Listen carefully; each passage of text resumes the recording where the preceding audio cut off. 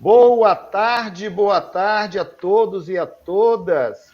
Sejam muito bem-vindos nesse sábado maravilhoso, nesse Brasil delicioso que nós temos, 16 horas do dia 30 de maio. Eu falando diretamente de Vitória, Espírito Santo, a Camila falando de Cachoeira Pemirim, Sandra Bosa vai estar conosco de Curitiba, Israel de Santa Catarina, enfim, esse é o nosso Brasil maravilhoso que a tecnologia nos possibilita hoje estar juntos de uma forma diferente. Sejam todos vocês muito bem-vindos. Vamos estar no Instagram, no Facebook e no YouTube do Congresso Brincar. Começa a nos ajudar aí a compartilhar, a convidar mais pessoas para estarem juntos, tá bom? Agora, para você interagir com o Congresso, com as lives pedagógicas, você só pode e só consegue interagir via Facebook e YouTube, ok? Me dá 2 minutinhos só para fazermos os nossos apoiadores aqui e já volto para começarmos com tudo a nossa live. Valeu!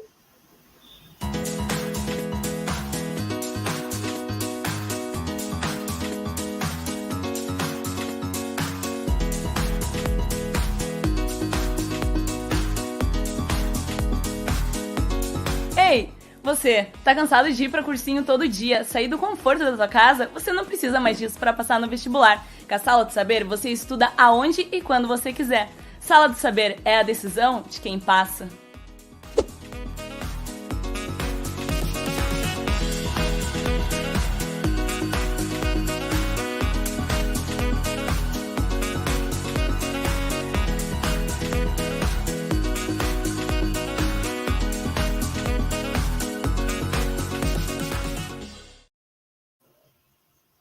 Muito bem. Olha, sejam todos muito bem-vindos, muito bem-vindas. Obrigado pela audiência. Aproveite que você está conosco e já vai chamando todo mundo, tá? Entra em contato com o seu diretor, com o seu coordenador, com os outros professores, avisa todo mundo que nós já estamos no ar, tá bom? Aí a nossa audiência vai lá em cima. Nos ajude, tá bom? Olha, eu sou o professor Vicente Falcão, presidente do Instituto Conhecer, organizador do Congresso Brincar e uma série de outros congressos, como o Congresso Conhecer, como o Congresso de Gestor e as jornadas pedagógicas. Trabalhamos com mais de 800 palestrantes da área de educação e de diversas outras áreas, onde nós podemos levar esses palestrantes de hoje e mais vários outros professores para o seu município, para a sua escola, para a sua faculdade. É só você entrar em contato com a gente.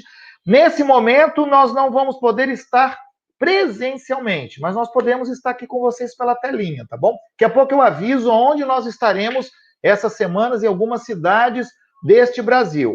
Meu muito obrigado pela presença, obrigado a cada um de vocês que está conosco, obrigado aos nossos patrocinadores aí, a Sala do Saber, que tem nos ajudado muito, que hoje é uma grande solução para os alunos do ensino fundamental e do ensino médio, de cursinho, de Enem, para as videoaulas de todas as disciplinas, fantástico, você não pode perder. Vá no site deles e conheça um pouquinho sobre o trabalho. Quero dar um abraço aqui também ao pessoal da Focus Estruturas de Eventos, que é o meu fornecedor número 1 hoje, quando eu preciso de gerador, tenda, ar-condicionado, climatizadores, secretaria informatizada. A equipe que nos ajuda em tudo. Dá um abraço para um apoiador novo, um novo patrocinador que está chegando aí, que é a editora Zit. Ela nos deu aí um presente maravilhoso para a gente poder sortear para vocês aí essa semana, tá bom?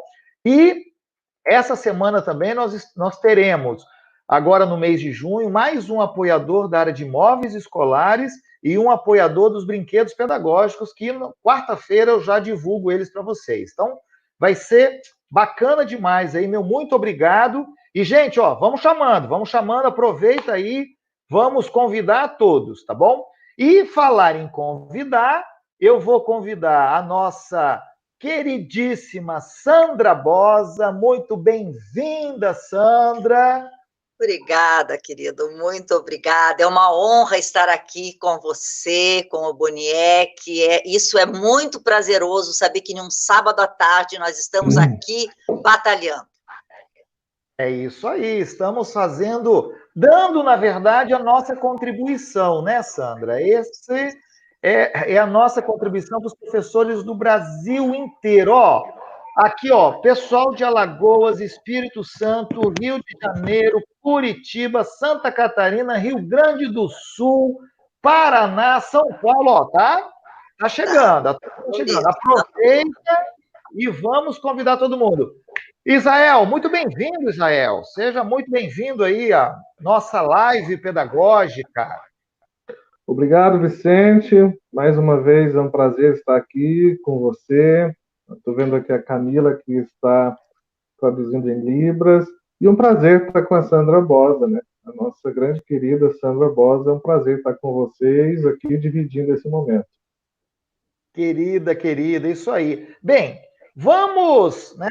Como o nosso processo ele é muito objetivo, muito rápido, e a live, assim, eu fico sempre com medo que a gente tem tanta coisa para discutir, tanta coisa para falar, e às vezes a nossa 1h15, 1h30 não dá para falar tudo, né? Então, eu quero já, assim, pedir a Sandra. Sandra, se apresenta para nós. Quem é a Sandra Bosa? Você é autora de que livros? O que você faz? Conta um pouquinho para a gente aí, Sandra. Com muito prazer, meus amores, eu me apresento, porque eu sei que eu estou, né, com professores de escola pública, professores de escola particulares, e eu tenho um mestrado em ciências da educação e uma especialização em literatura infantil.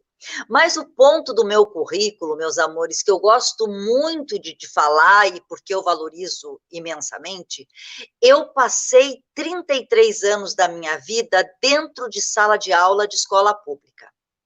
Eu muito jovem, né? Na época nós tínhamos escola normal e já poderíamos fazer o concurso e entrar. Eu entrei com 18 anos, hoje eu estou com 65 e tenho a escola pública como a minha bandeira, porque luto pela igualdade social e principalmente pela igualdade de formação.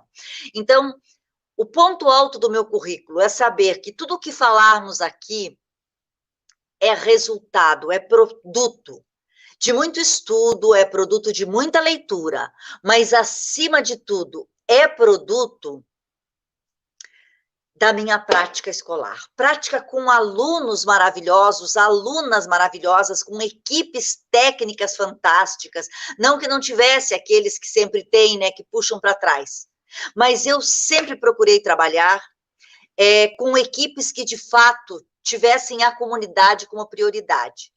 E aí nós conseguimos desenvolver em conjunto grandes projetos e grande compromisso com a escola pública, que é onde o quê? É onde a maioria dos nossos brasileirinhos estão matriculados. Então, sou eu, esta fanática por aprender e, quando é possível, ensinar. Ô, Sandra, fala um pouquinho para a gente. Você tem alguns livros, você é autora de alguns livros. Fala um pouquinho deles para nós. Então, eu sou autora, gente, de ao todo 16 livros ao longo da minha vida, né? Alguns livros literários, né? Eu estou com eles na mão para mostrar uma questão durante a nossa conversa. É o Versos Puxando Versos, vamos repertorizar, onde eu faço uma alusão a algum grande poeta, tá? Uma alusão a algum grande poeta e termino o poema compondo todas as estrofes. E um outro que foi um presente que eu ganhei maravilhoso da vida, que é o Fato Como Esse Só, que ele foi todinho ilustrado e bordado pelas bordadeiras poéticas de Paraty.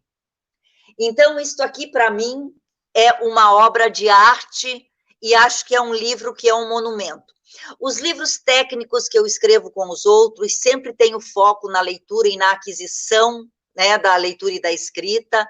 Tenho livros que escrevi com vários parceiros que até hoje continuam comigo, mas o importante é, os livros estão lá para mediar o conhecimento produzido ao longo de muito tempo. Então, eles que se vendam, eles que se vão como forem, o importante é, tudo o que está lá foi fruto de vivência, foi fruto de estudo muito bem casado. Muito bem, minha amiga. Agora eu vou chamar o nosso querido Israel. Israel, gostaria que você se apresentasse para nós. Quem é o Israel, para quem não conhece? Quais são suas obras? Qual é o seu trabalho? Fala um pouquinho para nós sobre isso. Então, eu falo aqui de Capinzal, Santa Catarina, né? Atualmente o Israel é estudante, né? Eu estou no 3º ano do doutorado em educação pela PUC do Rio Grande do Sul e trabalhei nos últimos anos como na educação, fui secretário de educação aqui no meu município, fiz um trabalho junto a uma escola muito importante aqui, que é o Mater Doloro, junto ao magistério, também trabalhei em sala de aula, mas nos últimos anos tenho dedicado ao trabalho da educação infantil. Recentemente tive um estágio em Reggio Emília, na Itália, onde nós temos uma educação de qualidade, porque eu tenho buscado ultimamente trabalhos educacionais de referência que considerem a infância como um valor em si mesmo, né? Tenho muitas preocupações com a ideia de infância que existe hoje como um produto, né, construído a partir de uma lógica utilitária da vida, e tenho me dedicado a isso. E nos últimos 10 anos, então, além de alguns livros voltados aos professores, como Pedagogia do Lado Avesso e Personalidade ou Problema, interpretando os sinais da psique infantil, eu tenho trabalhado com a literatura infantil. Então, publiquei 10 livros de literatura infantil, sendo o último deles, ainda neste ano, né, que é Maior que o Mundo Inteiro. Então, eu tenho aí uma dedicação a uma literatura voltada ao imaginário infantil, né, e considero hoje, no contexto que a gente vive, a importância de se buscar algo que fomente, que considere a capacidade da criança e, ao mesmo tempo, que desperte a imaginação. Esse tem sido o meu trabalho hoje. E faço uma pesquisa, né, porque faço parte de um grupo de pesquisa do NEPAP, da PUC, né, e hoje trabalho com uma autora que nos traz essa importância de que nós devemos, de certa forma, cativar as crianças com um amor ao mundo, né, que é a Hannah Arendt. Essa seria a descrição um pouco do meu trabalho recentemente. Muito bem, deixa eu chamar a professora Sandra novamente para estar conosco. Bem, apresentações feitas. Eu quero também, não posso deixar de agradecer ao Instituto Ideia, que tem levado alunos para o mestrado e doutorado em todo o Mercosul, um trabalho bacana, e conseguiu um desconto fantástico para nós. Você pode entrar em nossas redes sociais, que você vai ver lá os cursos na área de educação, direito, saúde, administração, e eles estão dando descontos de até 30% para esse mês de junho agora, para quem quiser fazer o mestrado e doutorado para começar em janeiro de 2021, né? Bem, vamos começar. Para você que está nos assistindo, a nossa live ela vai falar sobre alfabetização e literatura. Só que bem na verdade, nós vamos fazer um link com a alfabetização, com todo o processo de escrita, né? Toda essa construção da leitura e da literatura. Então, eu tenho a honra de ter presentes conosco a Sandra e o Israel. Tenho certeza que vocês vão dar um grande show aqui. E eu quero começar. Eu quero fazer minha primeira pergunta para a Sandra. Posso, Sandra? Por favor, por favor. Vamos lá. Primeira pergunta, Sandra. Tem uma idade certa para alfabetizar? Eu queria suas contribuições aí. Não, com certeza eu posso afirmar, né, com bastante tranquilidade, que não há uma idade certa para se alfabetizar. Eu gostaria muito de mostrar, gente, né, lógico que em um outro momento, os textos construídos por crianças de 4, de 5, de 6 anos, que você fica pensando as maravilhas que ocorrem dentro da cabeça de uma criança com relação à língua escrita. Mas, Vicente Falcão, quando você fala tem uma idade certa, a nossa luta maior no Brasil é que essas crianças, de fato, né, saiam do segundo ano do fundamental com bastante experiência na leitura e na escrita. E a educação infantil, claro que o Bosniak pode falar muito melhor do que eu sobre isso, a educação infantil tem que se ater a muita leitura, a muito encantamento, leitura prazer, leitura fruição, mas tem que ser mergulhada em um ambiente letrado. O que significa isso? Significa que tem que ser colocada a criança da educação infantil com textos, que o texto coletivo, que tudo que a criança fale possa ser transcrito pela professora, que haja poemas e letras de música nas salas, mesmo que elas não saibam ler, porque, vejam, esta criança de educação infantil não está sendo alfabetizada, ela está sendo trabalhada no seu letramento, inserida no mundo da escrita. Então, qual é a idade certa? Nós temos crianças que com 9 anos não leem, mas se ficarem alguns meses dentro de uma sala de aula, quando a professora é porreta e lê, encanta e relaciona, em 3 meses esta criança poderá, de fato, seguir o caminho dela como tantas outras. Então, acho interessante sua pergunta e acho também que nós precisamos pensar nessa questão da infância, né? Eu não acho que você fazer um texto coletivo na educação infantil roube a infância desta criança. Ela não vai copiar. Esse texto vai ficar na sala para mostrar o quê? Para mostrar que tudo que se fala se pode escrever. E que tudo que está escrito pode se transformar em fala. Este é o conceito básico, minhas queridas e meus queridos, este é o conceito básico que a criança tem que construir ao longo da escolaridade a respeito do que é a língua escrita. Seria isso. Seria, sim, professora. Ótimo, muito pertinente aí. Israel, pegando carona agora, ó, eu tenho muitas perguntas, eu estou sintetizando essas perguntas, estão chegando mais uma série de outras aqui. A minha pergunta agora vai para você, Israel, né? Qual é o papel da literatura na vida de uma criança? Qual a contribuição dos livros, da literatura para as crianças? Por favor. Bom, Vicente, complementando um pouco da fala da Sandra, eu acho que, primeiramente, a gente poderia pensar que nós somos feitos de histórias, né? E quando a gente pensa que nós somos feitos de histórias, a gente começa a perceber que essas histórias têm toda uma estrutura e que se iniciam muito cedo na nossa vida. É importante a gente pensar que a literatura, as histórias, elas já entram na nossa vida quando nós temos a oportunidade de ter uma mãe que nos conta histórias, mesmo quando ainda estávamos no ventre, né? Eu acho que a literatura entra na vida da criança através da voz da mãe, por exemplo, né? Mas o interessante existem referências importantes que a gente pode fazer.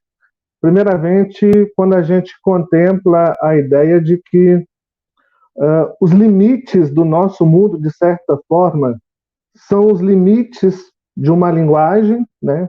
O Wittgenstein dizia isso, né?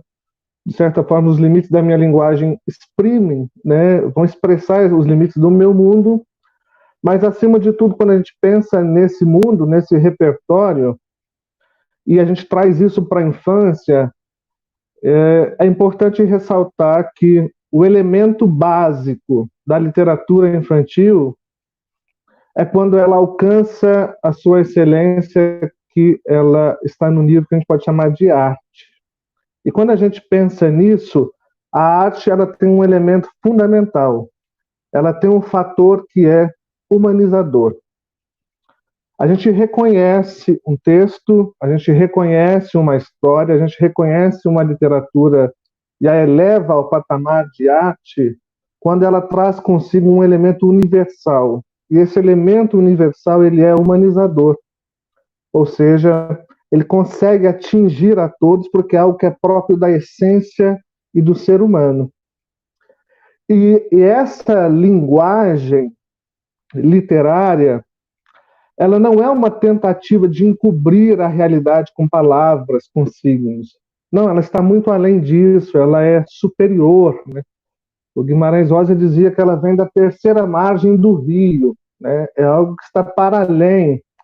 E, acima de tudo, ela tem uma fidelidade à nossa intuição, às nossas emoções, porque nós somos seres emocionais, e, no final de tudo isso, ela ajuda a configurar aquilo que é a nossa subjetividade, que é o lugar onde o eu existe, sobrevive, para além de qualquer representatividade social, para além de qualquer expectativa, existe um lugar muito íntimo, e é nesse lugar muito íntimo que essas ideias e essas histórias sobrevivem e, de certa forma, nos dão condições, nos fornecem a matéria-prima para enxergar a vida, para se relacionar com as pessoas, para criar sonhos e assim por diante. Então, através da estética e por via da arte, a gente consegue, então, alcançar esse nível de excelência e, de certa forma, cultivar esse aspecto elementar do ser humano, que é a imaginação, né? Eu sei que quando um ser humano olha para o outro, nós temos uma barreira intransponível, né? A gente não alcança o outro na essência. Mas quando nós contamos uma história e essa história tem um fator universal e, de certa forma, humanizador, nós conseguimos trazer à tona essa característica humana que está em todos nós. E imagine, então, a importância disso na configuração da subjetividade de uma criança e no seu desenvolvimento. Então, eu parto da ideia de que a literatura infantil ela tem essa responsabilidade de ser fiel à intuição, de não perder o seu principal guia, que é a imaginação, que é próprio, então, da infância. E é aquilo que a gente pode, de certa forma, desdobrar para a vida toda. Acho que a gente pode iniciar a conversa por essa perspectiva. Muito bem, Israel. Sandra, pegando um gancho, né, na fala do Israel, nas perguntas que estão chegando, qual o papel da leitura no processo de alfabetização? É fundamental, né? É fundamental. O Drummond diz assim: amar se aprende amando. E eu costumo dizer, puxar sempre o Drummond e puxar para a questão da escrita. Ler e escrever se aprende lendo, escrevendo e pensando. Vejam, minhas queridas e meus queridos que estão aqui nesse momento comigo. Por que amar se aprende amando? Porque você não tem como pensar. Você ama ou não ama, não ama, não ama. Não que não se reflita sobre o amor enquanto se ama. Não. O construto da escrita, minhas queridas e meus queridos, é eminentemente humano. E tudo que foi parido, que foi gestado na nossa sociedade, para ser transmitido, exige o quê? Uma mediação que só pode ser apreendida, aquele conteúdo só pode ser apreendido se você pensar sobre o objeto em questão. Qual é o nosso objeto em questão? A escrita.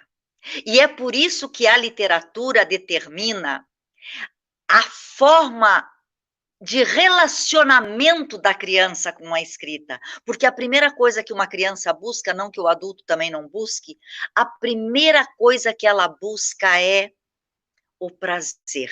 Toda essa parte que o Bosniewski falou, desculpem, meninas, eu vou ter que fazer aqui um parênteses. Aconteceu um acidente muito grave no meu bairro, extremamente grave, com vítimas, ficou muito tempo ambulância e bombeiros. E nós estamos sem luz. Se por acaso eu sumir sem dizer adeus, não é porque eu não tenho responsabilidade, nem porque não vos amo, tá? Só isso que eu queria dizer. Eu posso sumir daqui a pouco, meu telefone está com carga cheia, mas ele está indo rápido, e pode ser que aconteça isso. Gostaria que vocês compreendessem, por favor. Então, você voltando só com a bateria do celular, né, Sandra? Só com a bateria do celular. Como é que é? Não escutei. Você está só com a bateria do celular. Muito obrigada, querido. Muito obrigada por clarear. Então, voltando à questão, muito rapidamente, como é importante esta criança que está lá pronta para ser letrada, porque o letramento é a mais do que a alfabetização, quanto que esta criança precisa primeiro o quê? Primeiro ter sido fisgada, conquistada para o prazer da leitura. Segundo, ela tem que descobrir aquele conceito que foi falado de que a escrita chega mais longe. Bartolomeu Campos Queiroz fala isso. A escrita, a palavra escrita chega mais longe. E quando ela percebe que ela pode sair do seu lugar físico e visitar o mundo, como foi colocado aqui, ela vai ter uma relação diferenciada, e esta base, esta caminha, vai ser terreno fértil para que ela deseje. Porque ninguém, meus amores, absolutamente ninguém aprende o que não deseja, por isso é preciso conquistar.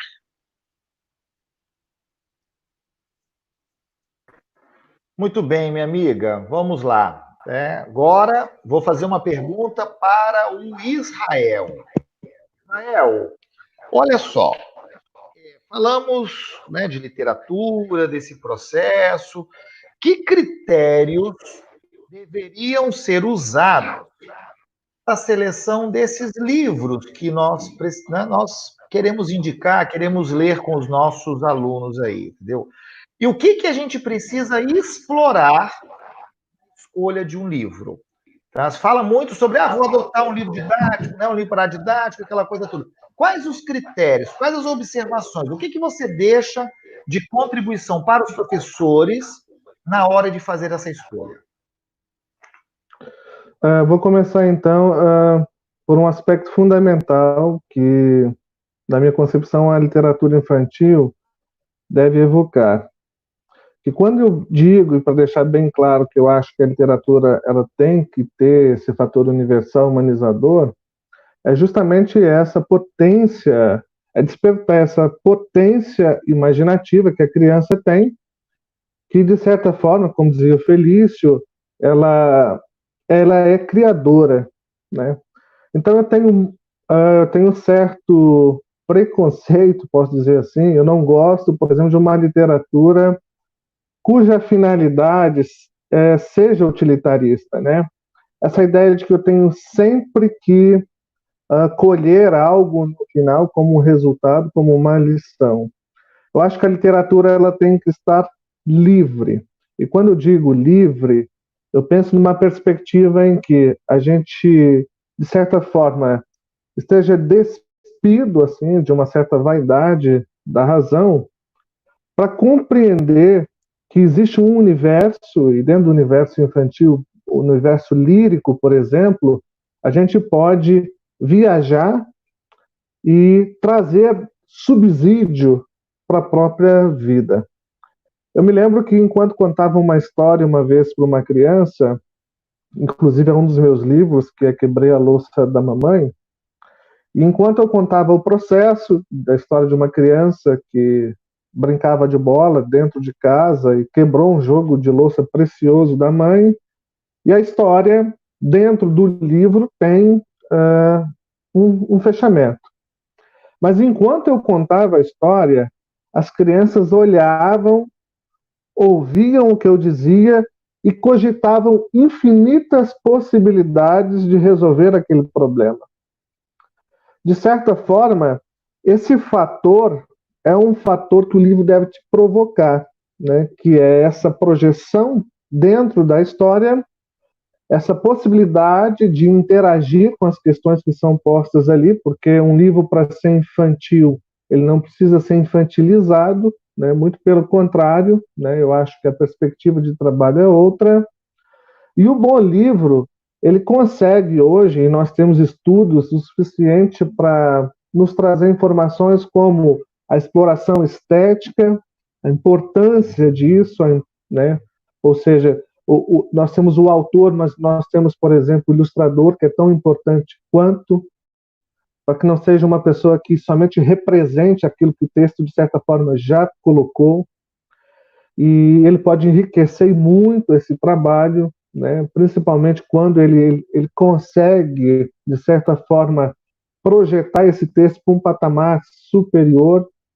Nós temos que levar em consideração que a estimulação estética de um livro, ela vem junto com essa força, com essa potência que o livro deve ter, mas, acima de tudo, eu considero assim, que esse cativar vem quando a gente realmente consegue se identificar, né? É quando o livro nos permite, de certa forma, estabelecer uma morada nele. E isso passa, então, a fazer parte do nosso repertório. O livro tem que trazer isso. Eu tenho um filho pequeno e a gente conta a história para eles aí desde o ventre. E algumas, né, na medida que ele foi crescendo, ele foi elegendo alguma daquelas histórias e andava pela casa arrastando aqueles livros. E, de certa forma, ele gostava de que fosse lida aquelas histórias repetidas vezes. Isso não é problema nenhum, muito pelo contrário.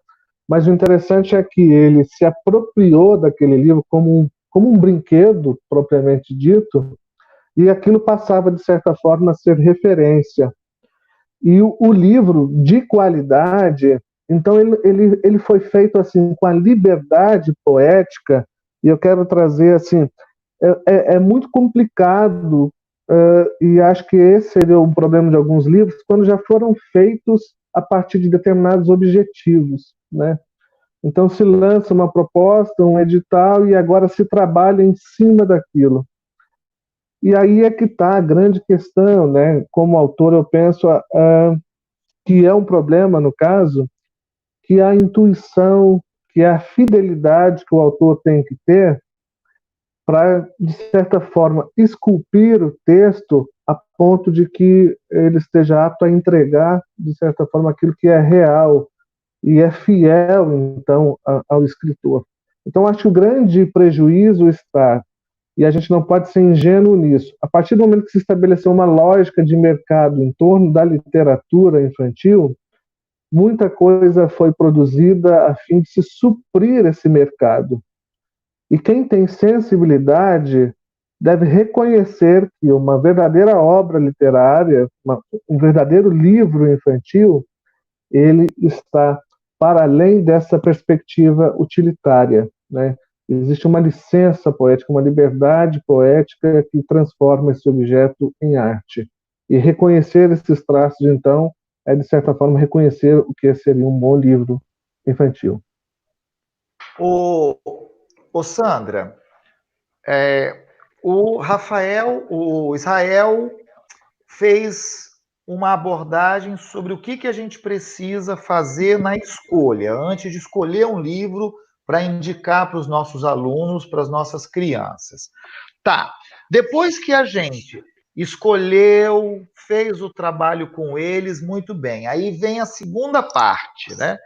quais os aspectos que tem que ser analisados? O que a gente vai fazer após essa leitura? O que você tem de sugestão? O que você tem de contribuição de...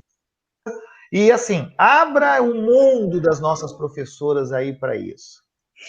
Olha, eu acredito que muitas já façam, meu querido. Eu tenho certeza do que eu vou falar, talvez chova no molhado, mas é importante que se defenda aqui uma questão muito triste, que foi vivida em tempos atrás. Eu gosto de pensar, gente, que agora já não se vive mais isso, tá?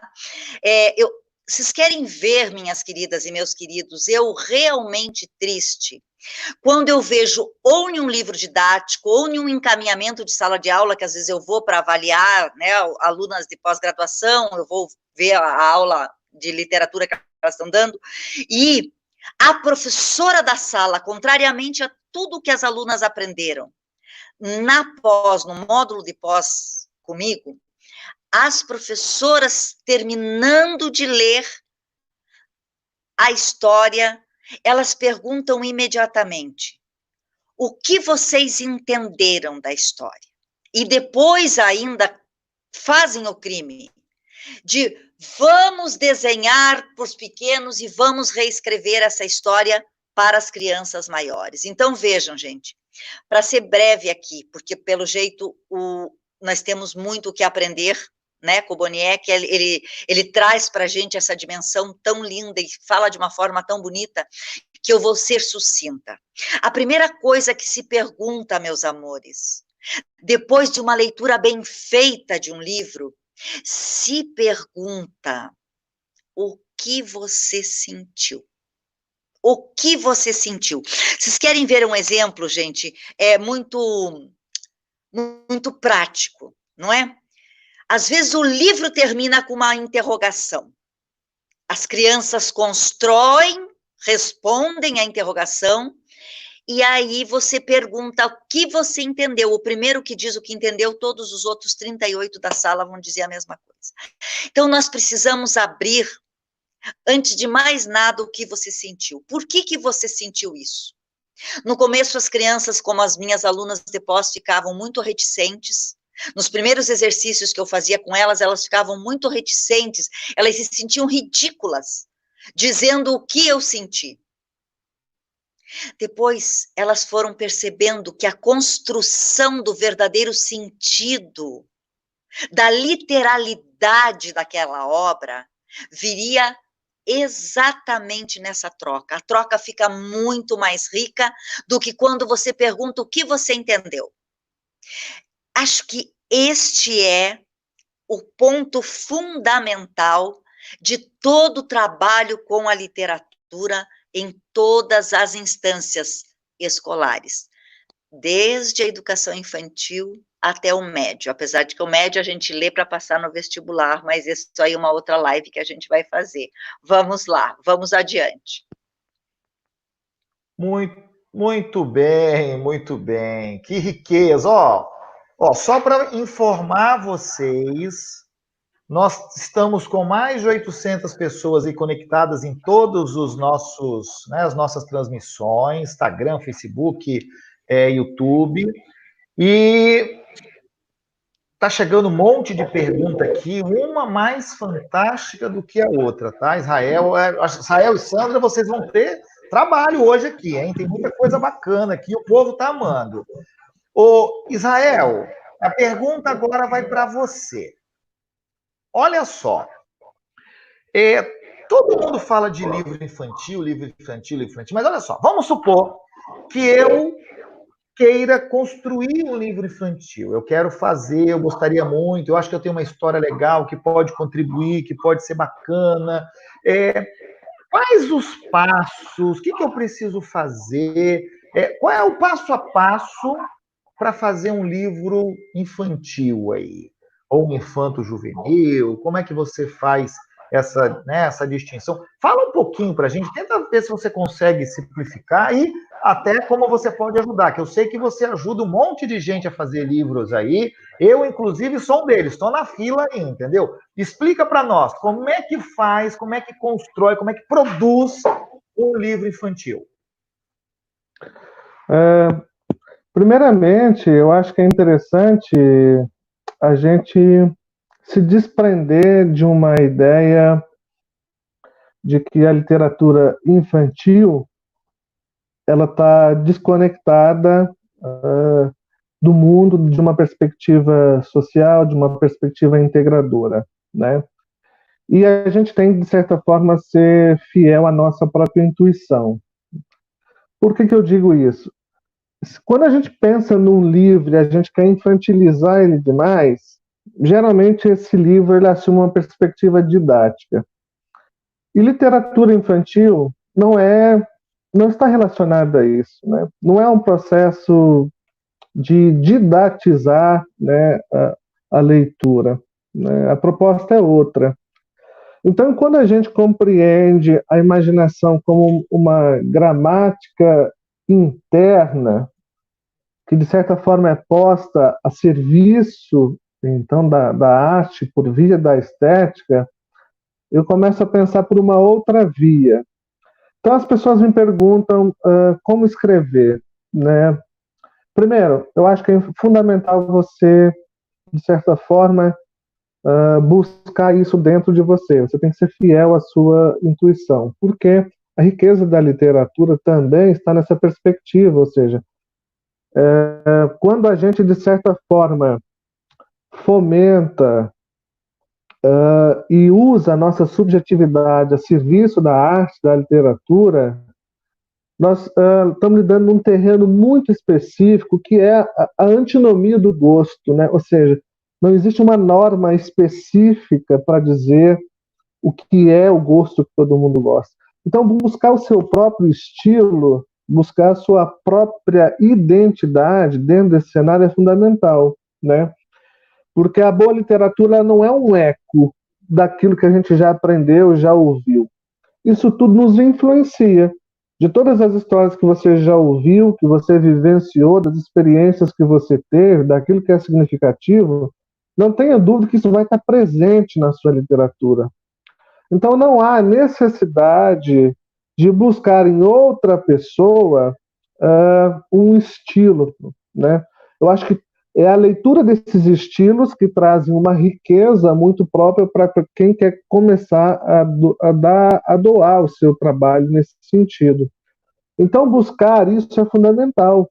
Então quando a gente começa a escrever, a gente começa a descobrir qual é o nosso cenário de atuação. Eu amo, por exemplo, literatura do cotidiano. Eu acho espetacular, por exemplo, rememorar e, de certa forma, ter a capacidade de transformar em arte, em literatura, gestos simples do cotidiano, que para mim fazem uma riqueza muito grande. Me lembro, por exemplo, inclusive está aqui do meu lado, um livro que fez muita diferença na minha vida, que é do Fernando Sabino, e eu guardo uma edição bem antiga, onde ele começa, por exemplo, o primeiro capítulo se chama O Menino e o Homem, e o último capítulo é O Homem e o Menino, dessa intuição muito forte que a criança deve ter no ser humano, mas ele começa relatando um gesto muito simples, que para ele era uma festa, né? Ele num casarão antigo em Belo Horizonte, onde ele viveu a infância dele, os pais desesperados, buscando panelas e bacias para, de certa forma, suprir o problema das goteiras, né? Porque o casarão estava cheio de goteiras. E ele conta que, enquanto criança, a festa que ele fazia com aquela cena. Aquilo que para os adultos era um problema, né, de ordem utilitária, que era guardar, então, os objetos para que não fossem molhados e cuidar para que as goteiras não, de certa forma, não estragassem os móveis da casa. Aquele desespero dos adultos, para ele, era uma cena fantástica, ele disputando, então, a oportunidade de ver de onde saiu uma goteira nova e aquele espetáculo de ver a casa, então, sendo afetada por aquele fenômeno. Mas a forma com que ele transpõe isso é muito própria do Fernando Sabino, né? E nós, de certa forma, nós devemos ser fiéis a isso. Porque essa fidelidade vai garantir, dentro de um processo de amadurecimento da escrita, que nós possamos ser originais naquilo que a gente quer oferecer. E aí, quem vai dizer, quando você é fiel, eu quero ressaltar isso, quando você é fiel à sua intuição daquilo que você está se propondo a fazer, depois quem vai dizer o que é bom ou ruim é o próprio leitor. Agora, você, de certa forma, começar uma trajetória para tentar agradar, aí, de certa forma, você compromete um processo de escrita que, de certa forma, envolve uma mobilização subjetiva. Para escrever, de certa forma, você deve fomentar tudo aquilo que, de certa forma, compõe a matéria-prima da sua vida e, de certa forma, ela vai transbordar ali na literatura. Então, ser fiel a você, às suas histórias, à sua intuição, é fundamental para começar e para ser um bom escritor. Eu reconheço esses traços nos escritores que eu admiro. Mas, Israel, você falou a essência do escrever. Eu adorei que você foi romântico nesse processo, muito legal, que é a essência, né? Agora, qual é o passo? Tem que procurar uma editora, tem que procurar um profissional? Como é que faz isso daí? O que tem que fazer? Qual é o próximo passo? Tem que buscar uma editora? Como é que busca uma editora? Como é que a gente faz? Eu tenho uma ideia, eu quero transcrever. Qual é um passo a passo, assim, resumindo? Depois o pessoal que quiser mais detalhes faz contato com você. No final você vai deixar seus informações, todos seus contatos. Mas qual é o passo a passo para poder escrever um livro? Toda grande obra, ela começa com um rascunho, né, Vicente? Então a gente tem que pegar isso e botar no papel, né? E enquanto a gente rascunha, de certa forma, a gente vai preparando um material básico que servirá de base, então, para uma análise. E quando nós temos uma boa ideia, nós temos uma boa história, né, e a gente põe isso no papel, então ela tem que ser trabalhada, né? Um livro, desde que nós recebemos um rascunho inicial, e ele vai recebendo uma série de trabalhos de contornos para ele virar no produto final um verdadeiro objeto de arte, uma obra de arte. Então, o que eu aconselho de forma prática? Então, você gosta de escrever, né? Porque não existe outra forma, né? Então, você escreve esses textos, né? E o que você pode fazer a partir disso, então, melhorar esse texto, e quando eu digo melhorar, estruturar de forma com que você possa ler e perceber que o texto está, de certa forma, esculpido, né? E isso é um gesto que você pode fazer através de alguém que está ao teu lado mesmo. Você pode fazer uma leitura em voz alta para compreender se o texto já tem ritmo, né? E a partir disso buscar, então, auxílio, buscar em alguém que possa te ajudar. Então nós temos, por exemplo, o próprio Brincar tem um selo, né? E que oferecem toda a estrutura para isso, né? Ou seja, alguém vai receber esse texto, vai analisar o texto, vai propor pequenas alterações que, de certa forma, é para dar ritmo ao texto.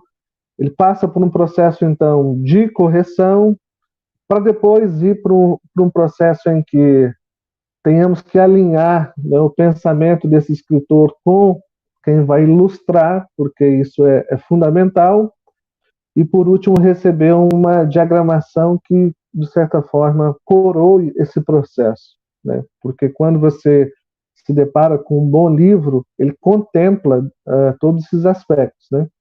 Ele consegue, de certa forma, ter o seu processo textual numa perspectiva um pouco ampliada, né? Se a gente pode dizer no mínimo isso, através da ilustração, se bem que existem ilustradores que conseguem dar um patamar diferenciado aos textos, porque são verdadeiros artistas, né?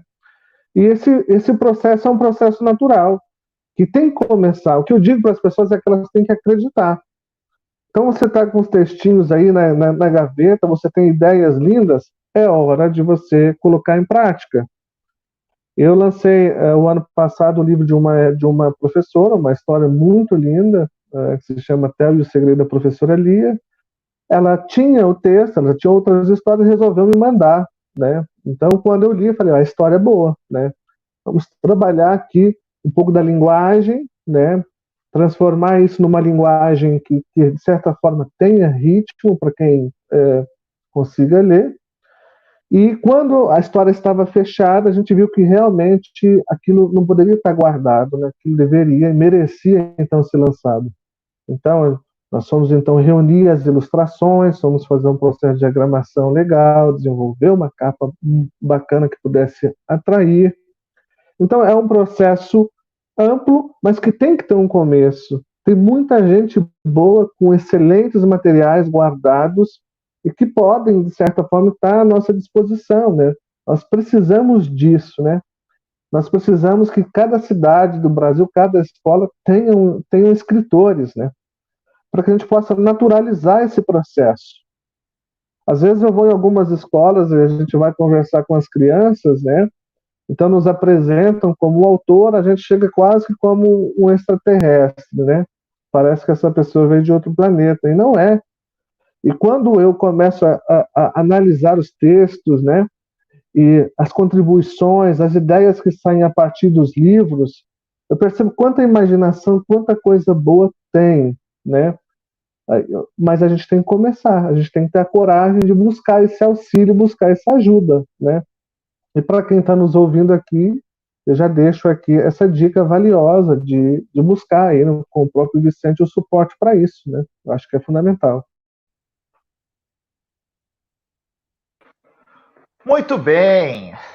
Eu quero deixar nossas contribuições aí. Inclusive, Israel, quero falar para você que o meu livro já está bem avançado, tá? Tem que mandar para você dar uma olhadinha aí se está dentro das diretrizes aí que você sempre determinou. Tá ficando bacana demais, demais, demais, Sandra, entendeu? Queremos ler. Israel está orientando muito bem, Vicente, tem que tomar cuidado com o texto, tem que tomar cuidado com as imagens, com a história, como é que ela vai estar pedagogicamente inserida. Então, assim, por que eu perguntei isso, sabe, Israel? Tem muitos e muitos professores maravilhosos, contadores de histórias, que querem ter um livro seu, que tem histórias bacanas, criaram histórias maravilhosas. Então, eu acho que é um apoio que nós damos a ele também. Tem que buscar uma gráfica, tem que buscar um profissional especialista nisso e vai embora, né? Sandra, sim. Agora eu vou fazer uma pergunta para você. Dentro desse processo aí da leitura, da escrita, da alfabetização, mas antes eu tenho uma surpresa. Opa! Uma surpresa. Israel, eu aprontei para a Sandra, entendeu? Eu quero colocar no ar uma figurinha, um presente, tá? Ela é filha da nossa, né, da Priscila, que cuida das nossas redes sociais, é sobrinha de uma grande amiga sua, que você esteve com ela no Maranhão, na abertura do ano letivo desse ano, ok? E você presenteou ela com os 2 livros, foram entregues, e eu quero que vocês todos deem um olá aí para a nossa querida Alice. Sim, Maria! Que linda! Seja bem-vinda, Alice! Tudo bom com você? Sim. Que delícia! Conta para mim, quantos anos tem a Alice? 6. 6 anos? Que bom! A mamãe tá por aí, tá tudo bem? Sim. Tá, né? Então tá. Eu quero que você mostre para todo mundo quais são os livros que a Sandra mandou para você e fala um pouquinho o que você achou deles. Eu tenho esse daqui, Versos Puxando Versos.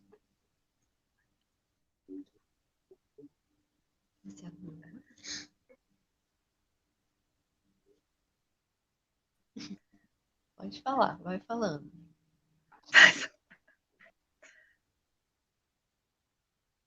Versos puxando versos.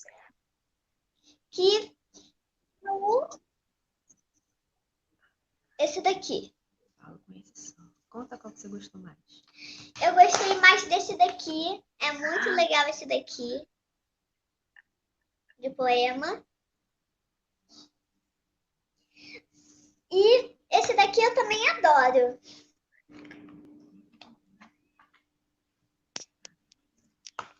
Eles são lindos. E como é que foi aí, né? Aí qual, né? O que que você... A minha parte, o meu poema favorito é esse daqui, ó.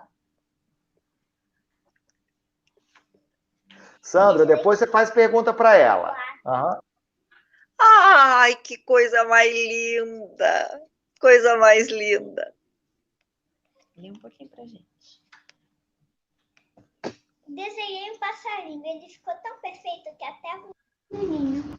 Desenhei uma borboleta que não ficou muito perfeita, mas vou orar de outra feita. Representei um gambá, ficou tão feio que é a campenga que cheguei até a furar. Esculpi um elefante, porém ao fazer a tromba, não consegui ir adiante. Na tinta, ficou parecendo uma pulga.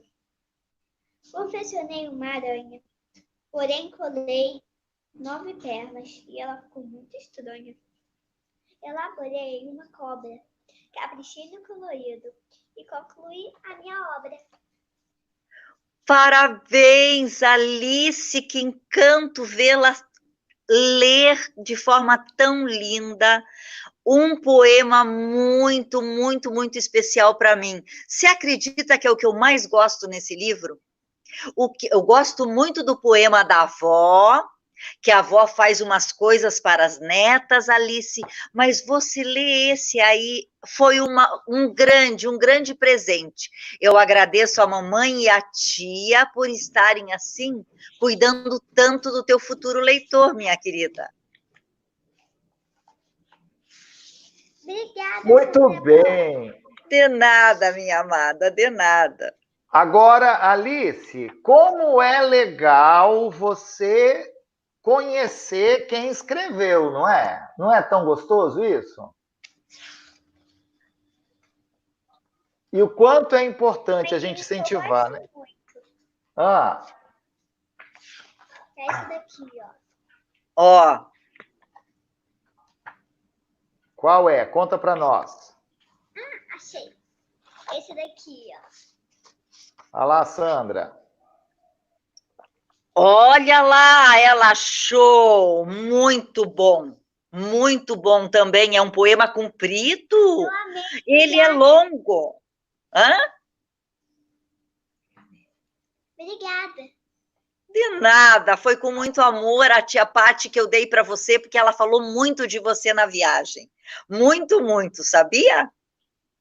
Prazer imenso, viu, Falcão, esse encontro. Obrigada. Isso, Alice, ó. Beijo para você. Obrigado.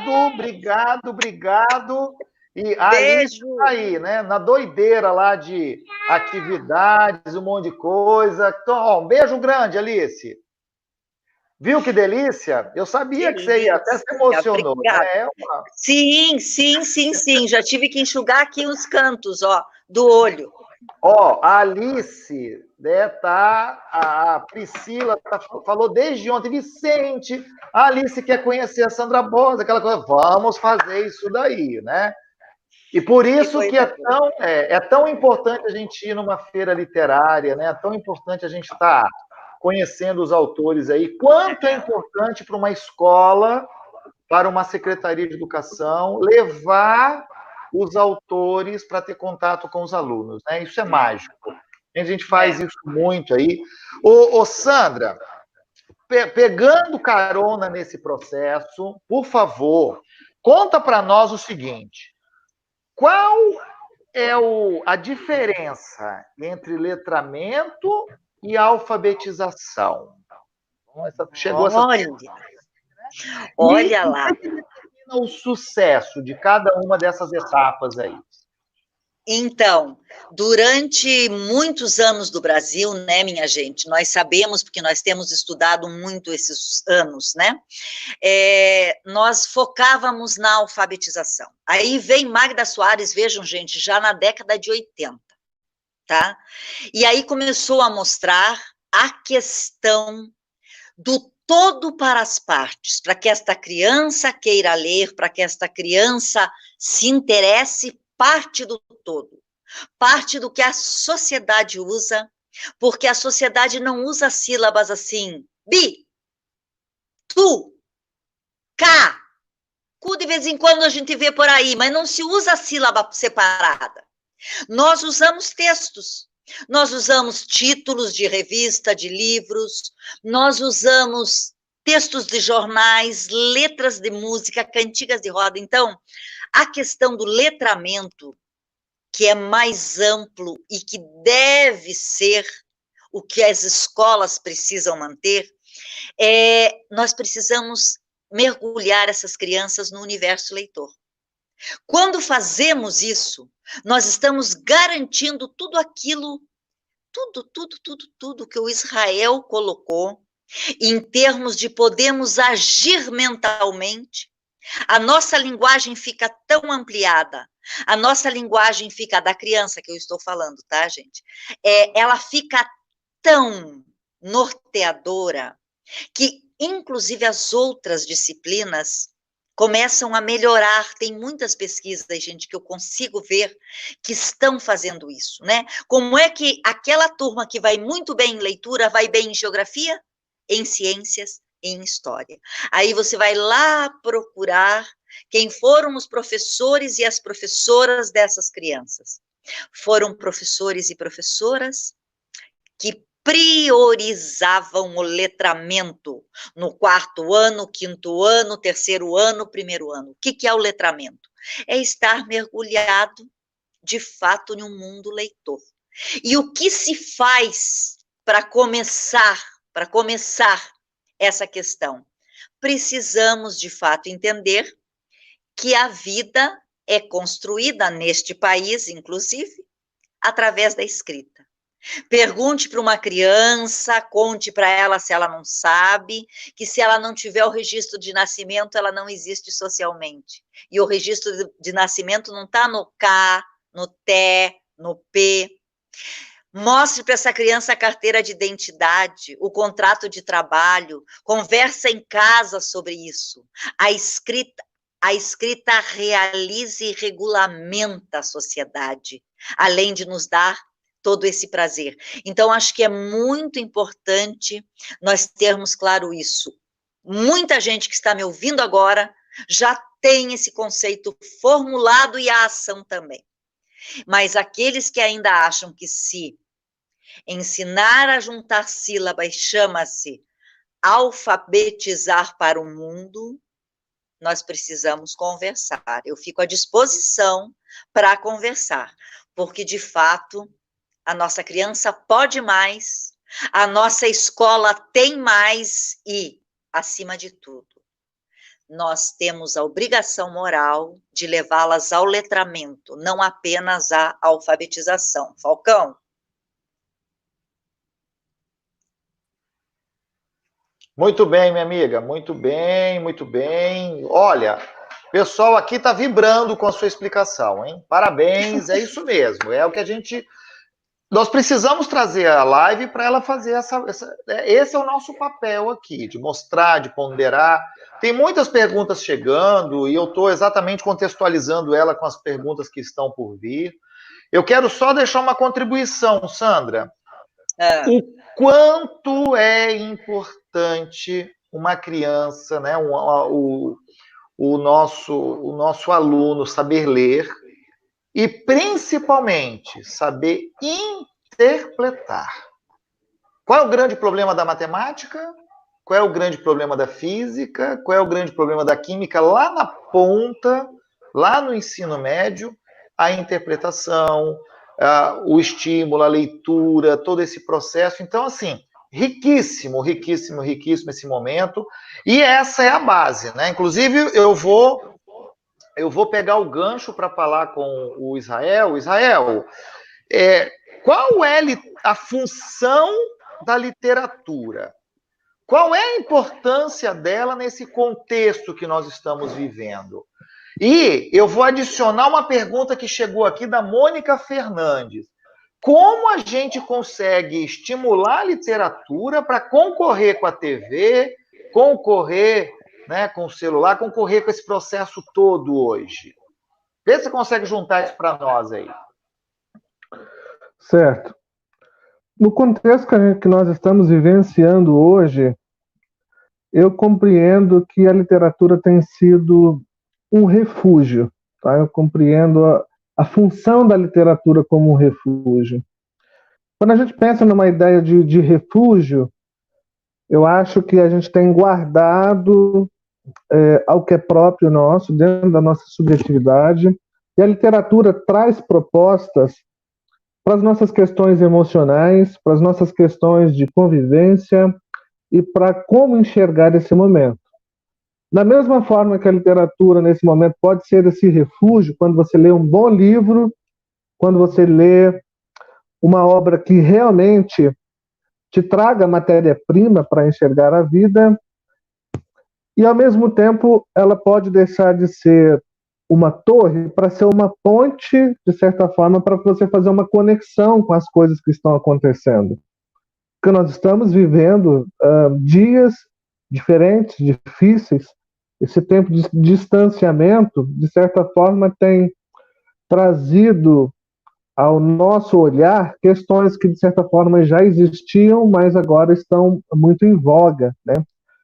E então a gente está travando um contato com a gente, né? Por isso é importante, nesse momento, compreender o quanto a literatura pode ser esse refúgio, pode nos trazer respostas importantes. Imagine em família, porque ler já é bom. Imagine ler em família, ler em grupo. Se você consiga, por exemplo, dentro da sua rotina, estabelecer as noites da leitura, os momentos de leitura, onde cada membro da família vai estar ali, cada um com o seu livro, com a sua revista que escolheu, e depois de alguns minutos cada um pode compartilhar um pouco daquilo que leu. Ou se existe uma criança que ainda não sabe ler, nessa parada a família, cada um dos adultos, por exemplo, vai fornecer algo, vai ler algo para essa criança. Se torna um momento extremamente rico, porque a literatura pode fazer isso. A literatura traz soluções para problemas de um nível de excelência.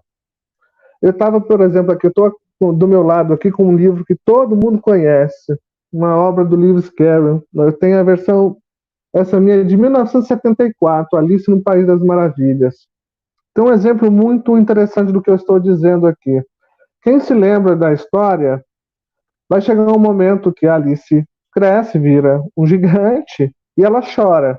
Quando ela chora, alaga todo o lugar. Então, todos os animais ficam molhados. De repente, eles começam a discutir o que fazer, né, para solucionar aquele problema. E o papagaio dá uma solução que é a corrida maluca. Ele põe todos os personagens para correr em círculo, né? Enquanto todos correm, e o livro fala, né, por quase meia hora, de repente ele diz: acabou a corrida. A lógica utilitária da vida faz com que o personagem pergunte: tá, e quem ganhou? Quem venceu a corrida? E qual que é a resposta? Então, todos venceram. Apesar de cada um no seu ritmo, né, porque ali nós temos animais com habilidades diferentes, enquanto corriam em círculo, eles se secaram. E o objetivo final era o quê? Solucionar aquele problema, já que todos estavam molhados. Essas respostas que nos alimentam a alma vêm por variadas perspectivas. Então, quando a gente pensa, e aqui tem um detalhe fundamental pensar nisso, uma das grandes características da literatura infantil, da literatura em si, voltada então para a criança, é que ela é, de certa forma, despida da experiência da vida. Esse é o fator elementar da criança. A criança ainda não passou pelas experiências do adulto, ela ainda não assumiu algumas perspectivas do adulto, né? As decepções são diferentes, ela ainda não foi para o mundo do trabalho, as relações amorosas ainda estão por vir. Então, se a gente reconhece que a literatura infantil ela se difere porque ela está despida dessa experiência da vida, a gente começa a perceber nesses elementos uma contribuição fundamental, né, para que quando nós possamos, então, de certa forma, mobilizar esses recursos subjetivos para dar as respostas que a vida nos exige, nós busquemos, então, nesses clássicos, né, que não são clássicos por acaso, né, eles passaram pelo tempo, por isso eles estão aí junto conosco, né. Agora, como nos dias de hoje você vencer a internet ou a televisão, eu acho que assim, em tudo há leitura, né? Na internet há leitura, na televisão há leitura. Agora, só queria colocar uma questão importante, tá? O Montesquieu, ele fala sobre o gosto. E aí eu quero ressaltar, nesse tempo que a gente está vivendo, uma questão super importante. Nós vemos algumas crianças expostas, de certa forma,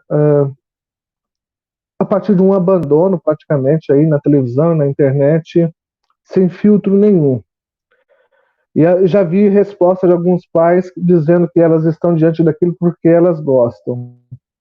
E aí nós temos um problema. Porque o gosto, ele pode ser, de certa forma, formado. E quando uma criança diz que gosta daquilo, de certa forma ela está falando que é aquilo que ela conhece. Há uma diferença muito grande entre aquilo que a gente gosta e aquilo que a gente conhece. Então, se a gente consegue propor a leitura de leite dentro de uma atividade, uma rotina que seja prazerosa, onde verdadeiramente o livro se torne um brinquedo para a criança, aí não há o que disputar, né? Muito pelo contrário, há o que qualificar a cada dia essa rotina. Eu acho que é por aí.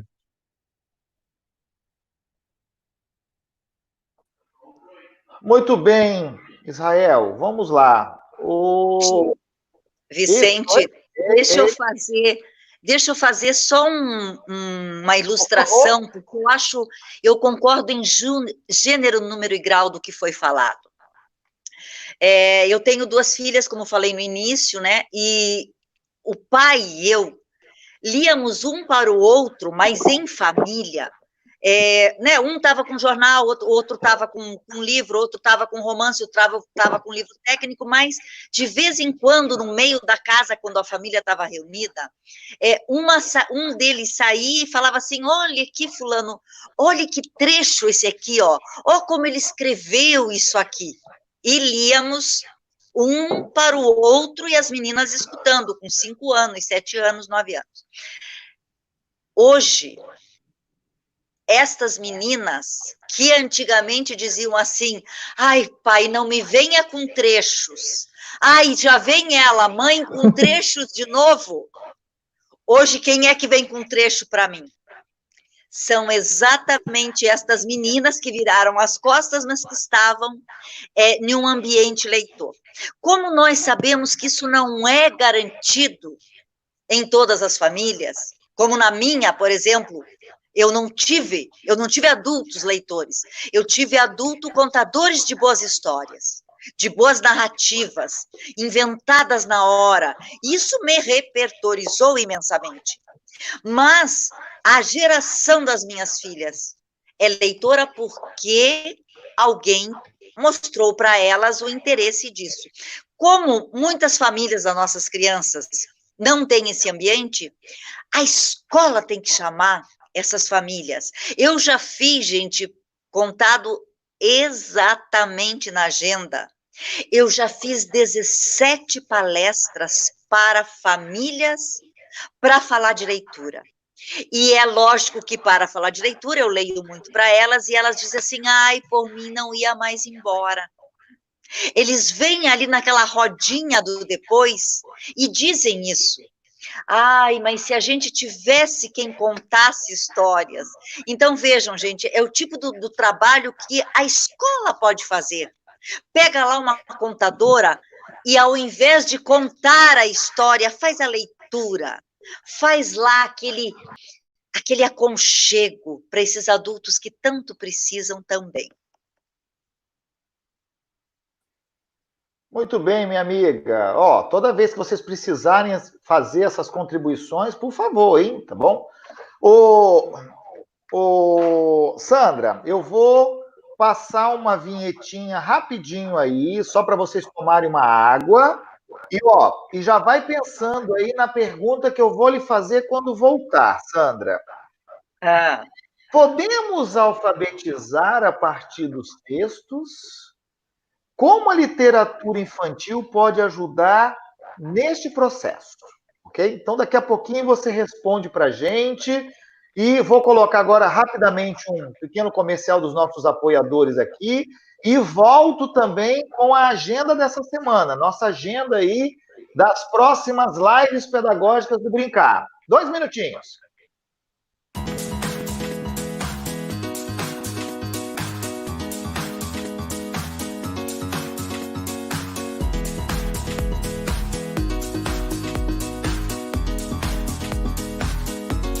Ei, você, tá cansado de ir pra cursinho todo dia, sair do conforto da sua casa? Você não precisa mais disso para passar no vestibular. Com a Sala do Saber, você estuda aonde e quando você quiser. Sala do Saber é a decisão de quem passa.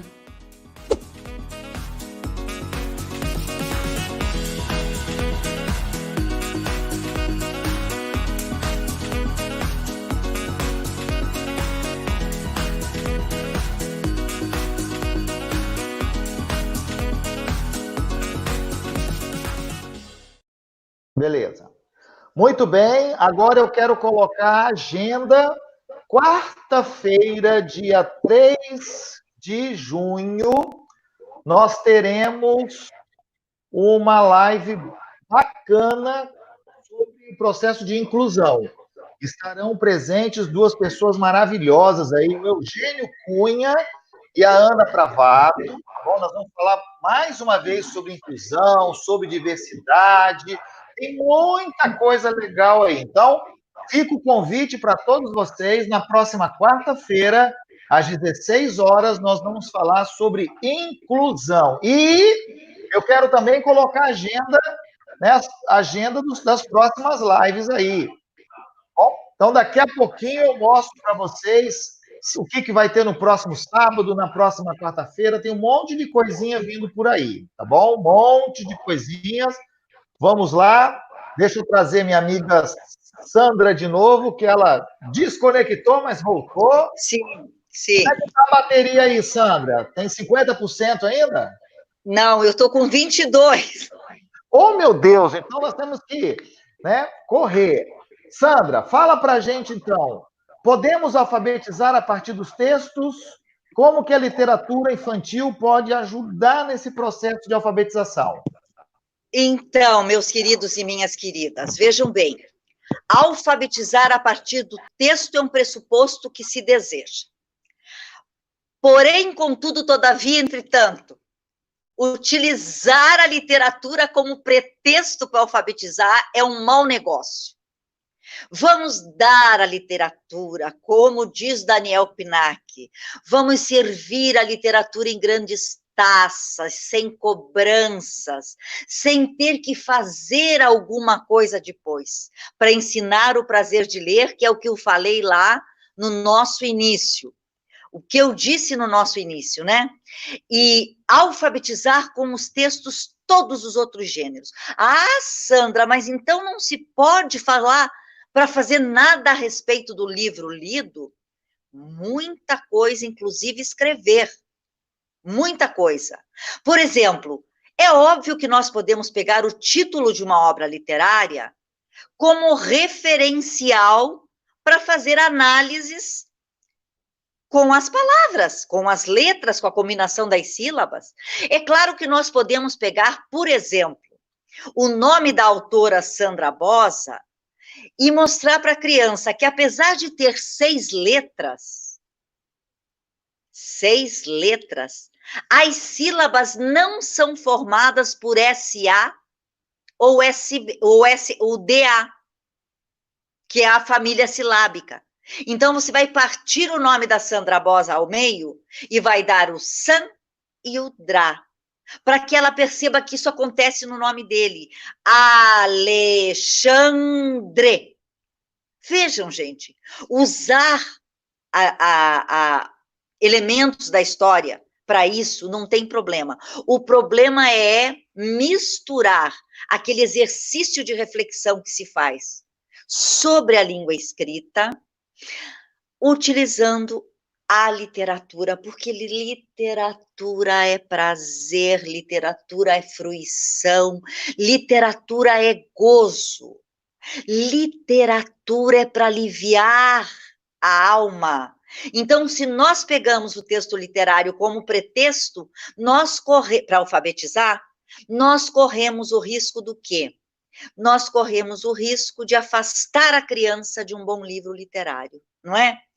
E vejam, meus amores, geralmente os bons textos literários, eles são com períodos mais longos, eles são com períodos mais complexos, melhor elaborados, que é para que o professor, com ritmo, fluência, entonação, coloque na alma daquela criança.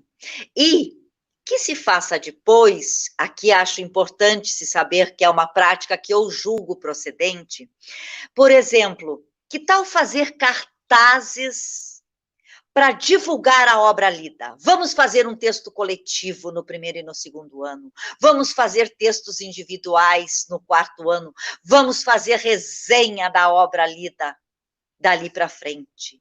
Observem, gente, se você toma a literatura como ela é, você sempre tem o que fazer no depois, não é?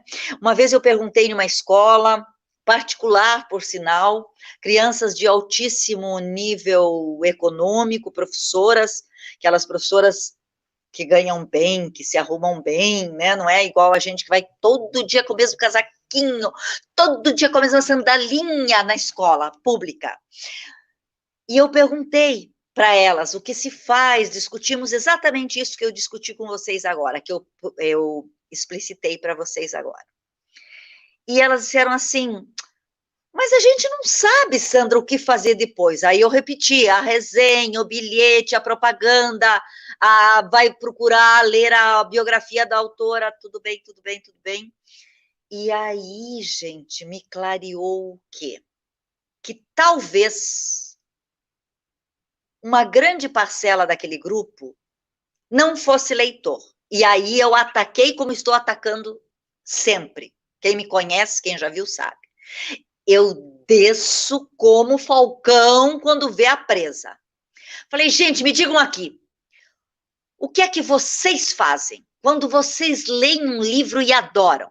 Quando aquele livro impacta, o que vocês fazem? E o que aconteceu, meus amores?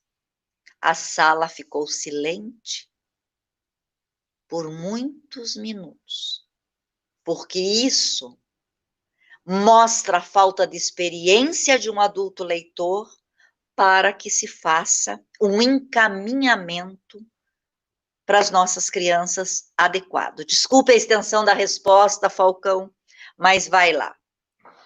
Não, de jeito nenhum. E eu vou pedir uma licença ao Israel. Israel, eu estou com medo da bateria da Sandra acabar, hein? Tá bom? E não tem luz na casa dela, não tem como recarregar. Ela já usou a bateria para recarregar o celular. Então, Sandra, nós estamos caminhando para o nosso processo final da live, uma pena. E olha, eu tenho tanta coisa para te perguntar, tanta coisa, mas teria que ser muito mais do que 2, 3 horas a nossa live. Mas olha só, Sandra, eu queria fazer uma pergunta assim, que você deixasse uma contribuição para a família, sabe? O que a família pode fazer para contribuir para que as crianças conquistem o hábito da leitura, né? Sejam grandes leitores, despertem, que elas gostem de ler? Quais são suas contribuições? Eu queria que você falasse um pouquinho. O que a gente precisa fazer para a família e para os professores para incentivar que as crianças gostem de ler? Então, muito eu até já abordei, né, gente, porque eu acho que a família tem que ser formada, tá? A família tem que ser formada leitora. Vejam, gente, eu não quero parecer leviana aqui, mas por eu ter trabalhado em bolsões de pobreza durante todo o meu trajeto na escola pública, quem está chegando agora, eu comentei que eu sou aposentada da prefeitura, e eu passei 33 anos dentro de sala de aula, né? E eu sempre trabalhei em escolas muito longe, em escolas que não me permitiam voltar para casa, às vezes, almoçar, que eu saía da prefeitura, ia para o estado, do estado eu ia para dar aula na universidade, e assim foi grande parte da minha vida. Mas esta convivência nessas comunidades me mostrou o quê, gente? Que o número de pais analfabetos é muito grande. Mas quanto a isso, a gente pode fazer alguma coisa, que se a escola municiar a criança com o prazer da leitura, essas crianças podem ler em casa.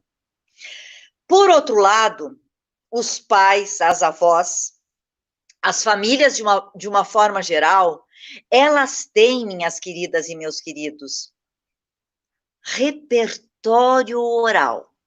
Repertório oral, mesmo que seja bíblico. Por que eu digo mesmo que seja?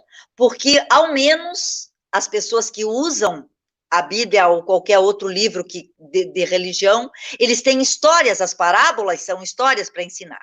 Eles têm esse repertório. E nós, eu acho que cabe a nós, professores, o governo já faz isso, né, municiando crianças com as obras literárias, e nós poderíamos trabalhar as famílias para que se organizasse um momentinho, gente, para leitura, né? Assim, um pouquinho antes da novela, um pouquinho depois de não sei o quê. Quando, sabe, acho que nesse sentido nós podemos ajudar numa reunião de famílias, quando essas famílias vêm à escola. Agora, não dá para perder de vista que muitas vezes, a criança que está sob a nossa égide, está na nossa sala de aula, é a primeira a ler naquela família. Então, se tem irmãos mais velhos, vamos usar esses irmãos, essas crianças, esses adolescentes mais velhos. Se não, como vem aqui a Amanda Goto, é a primeira que eu consigo ler. Amanda, chegaram outras mensagens que eu não consegui ler. Minha avó conta maravilhas. Momentos mágicos, lembro com carinho. A minha avó também era uma excelente narradora de casos. E é causo que eles ainda diziam, causo. E nós, os netos já mais velhos, depois que ela estava assim, com um pouquinho de senilidade, a gente continuava provocando, vai, vovó, conta aquele do homem de chapéu. Ela, porque já a lembrança não fazia muito sentido. Daqui a pouco, quando ninguém estava falando, ela falava, eu sei sim a história do homem do chapéu. Então, vejam, gente, as avós, nesse momento, são muito jovens, né? Não é igual a minha avó, que era, né, mais velha, assim. Hoje as mulheres já estão tendo netos e filhos mais cedo, essas avós são mais jovens, mas certamente elas sabem causos e casos para contar para os seus filhos. Ô, Sandra, que delícia, né? É tão bom, tem tanta coisa legal, né? Eu fiz essas duas perguntas para poder, né, que eu queria que você fechasse bem aí. Nós estamos quase 1h30 de live, e agora eu quero fazer umas perguntas para o Israel, tá bom? Pra gente. Mas, Sandra, como é que as pessoas falam com você, acham você aí? Quais são as redes sociais, site? Conta rapidinho para mim, para depois eu ir para o Israel e você fazer eu tô no Instagram, eu tô no Face, na página da Educação Presente. Educação Presente, tá? Então, a Educação Presente é uma empresa, inclusive, que você conhece com a Isabel e com a Ana Ruth, né? Claro, amigas, lindas. Você sabe bem. E aí, nós estamos aí para poder fazer essa partilha que fica cada vez mais gostosa com o passar do tempo, Falcão. Ô, Sandra, perfeito, né? Como é que você tá de bateria? Segura um pouquinho ainda aí, como é que tá? Segura um pouquinho, sim. Agora tá anoitecendo. Né? Agora tá anoitecendo e a luz não chegou, eu moro no 10º andar, tá? Então não vou sair daqui agora para nunca mais. Vamos lá. Eu quero apresentar rapidinho para vocês a nossa agenda dessa semana aí. Então, quarta-feira tem o Eugênio Cunha e a Ana Pravato falando sobre inclusão. No sábado, nós vamos falar sobre um tema que também muito foi pedido a gente, sobre a saúde mental dos alunos, dos pais, dos professores, tanto nesse momento agora que nós estamos vivendo, quanto já preparando a volta das escolas. Eu estarei com a Érica Neves, lá de Teresópolis, doutora Érica Neves, e nosso grande amigo também, Eduardo Chiniachique, que vão juntar forças aí conosco, vai ser bacana. Dia 10, na outra quarta, nós vamos ter a Fátima Alves e o Wellington Leitão. A Fátima vai falar sobre psicomotricidade, e o Wellington eu convidei carinhosamente para dar um up na educação física, vai falar sobre como fazer educação física com os nossos filhos, nossos alunos, nesse momento de pandemia. E dia 13, Dr. Bactéria vai estar conosco falando exatamente dos cuidados, dos protocolos que as escolas vão ter que adotar, que os pais, as famílias vão ter que adotar na volta às aulas, sabe? Então, tem muita coisa legal, muita coisa bacana vindo por aí, tá bom? Então, muito bem, vamos agora, né? O Israel, podemos, né? Tem muita pergunta para você aqui, mas eu vou basicamente colocar uma ou duas para a gente poder já ir encerrando, né? Porque senão a nossa live ela fica muito grande. Ô Israel, nós falamos muito sobre esse processo de alfabetização, de literatura, e assim, a alfabetização tem uma função social, a alfabetização ainda é um tabu para muita gente. Eu queria que você deixasse assim, na sua leitura, como que você vê esse processo de alfabetização hoje, inclusive dentro desse processo também, que tem pai querendo alfabetizar em casa, né? É uma preocupação danada, a gente já discutiu bastante isso aqui dentro do Brincar, mas eu queria que você fizesse suas contribuições sobre esse processo de alfabetização, para os professores que estão presentes aqui, dicas, sugestões. Eu queria que você fechasse um pouquinho sobre esse assunto, alfabetização dentro da nossa live, por favor. Quando a gente pensa, principalmente no contexto que nós estamos vivenciando em alfabetização, primeiro a gente tem que compreender que é um processo amplo, né, que está, de certa forma, contemplado em muitas atividades, né?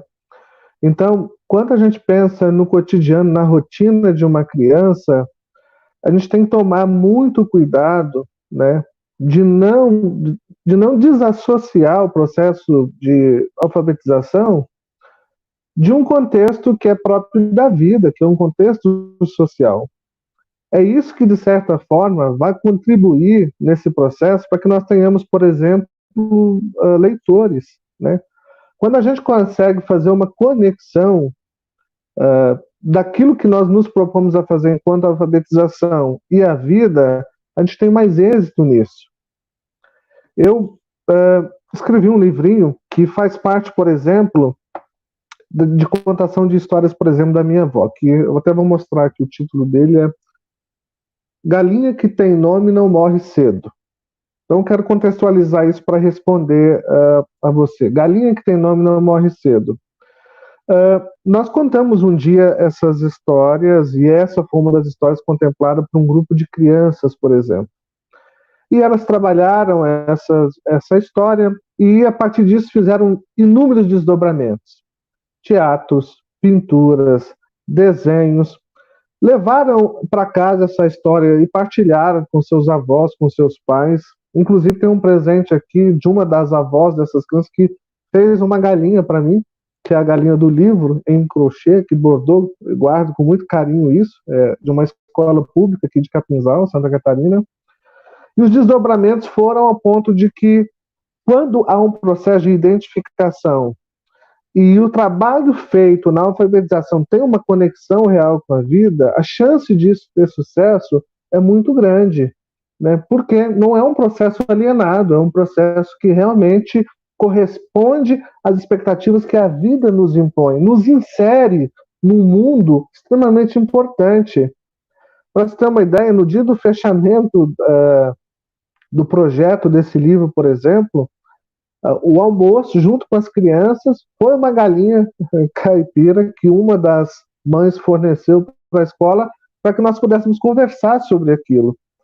Mas quando as crianças buscaram informações acerca do tema que estava sendo trabalhado, elas vieram com um arcabouço muito grande, ao ponto de que, quando foram fomentadas a contribuir com isso, então veio coisas impressionantes. Uma criança chegou a narrar uma história, né? Porque o personagem desse livro aqui é uma galinha que tinha nome e por isso tinha um tratamento privilegiado, né?